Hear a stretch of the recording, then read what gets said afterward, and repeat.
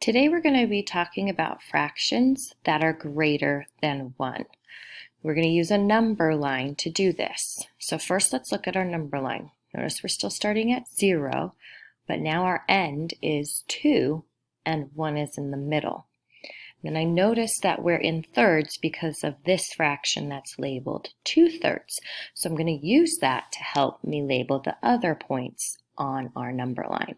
So between 0 and 2/3, I know is going to be 1/3.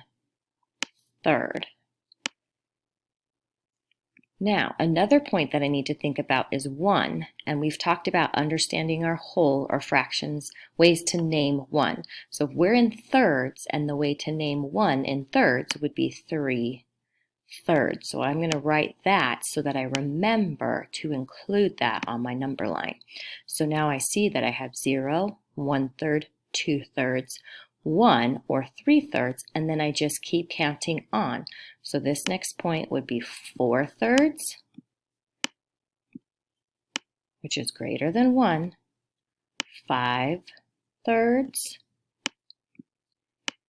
and then I could also name 2 as the next third, 6/3, which makes sense because 6 divided by 3 is 2. Remember, our fraction bar really means division. So that is how you can identify points on a number line with fractions that are greater than 1.